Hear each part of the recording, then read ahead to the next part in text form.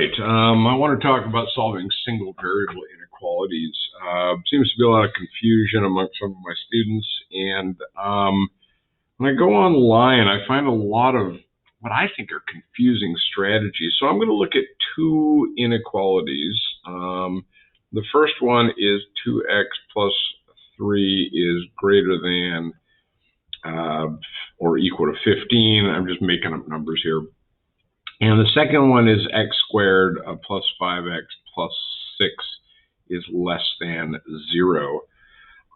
Both inequalities, I am going to start, and they tangentially talk about this on and off on some of the videos I've seen online.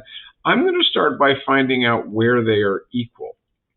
Because if I know where they are equal, I know where they potentially could change from being positive or greater than to being less than.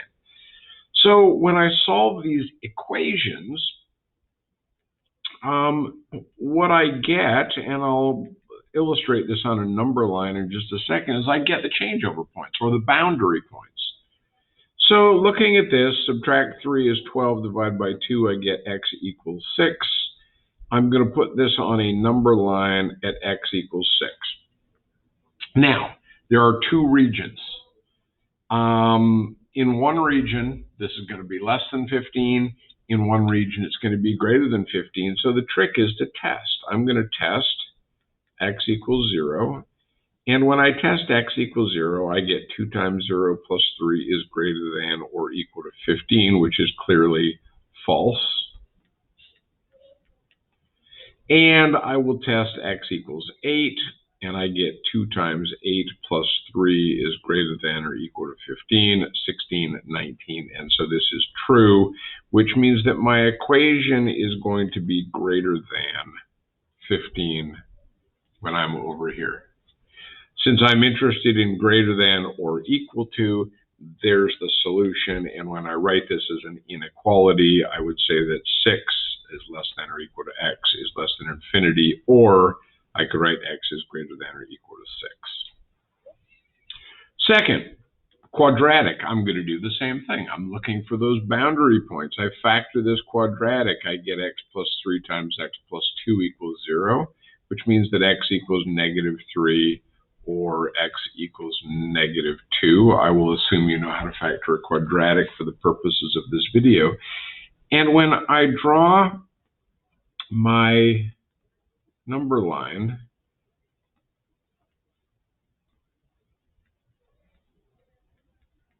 I now have 3 regions.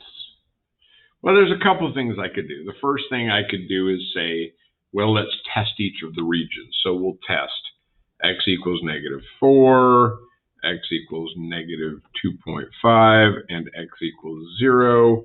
And what we would get is that we would get true, false, whoops, sorry. I'm looking for less than 0, and so I just wrote the true, false backwards. I would get false, true, false when I did all the calculations. So my solution is right in here. Writing this as an inequality, I get negative 3 less than x less than negative 2. The other thing that I could have done, though, is I could have said, well, what shape is a parabola? A parabola is shaped like that. Well, where is this less than 0? Clearly, it's less than 0 in between those two numbers, just based on my knowledge of the shape of the parabola. So there's my solution, either testing regions or just thinking about the shape of a parabola. I do want to look at one more option, however, which is, wait, I just completely lost my train of thought. What was my other option? Hang on, I've got to go back. Oh, yes. What if I ask you for x squared plus 5x plus 6 is greater than 0? Because this is another thing I see people struggling with. Well, here's negative 3. That's a boundary. There's negative 2. That's a boundary. So clearly, greater than was over here or over here. I cannot write this as a single inequality. I have two inequalities, one for over here and one for over there. So it's either to the left or to the right. All right, hopefully that helps.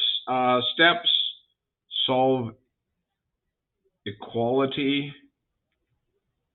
to find the boundary points, the boundary between greater than and less than,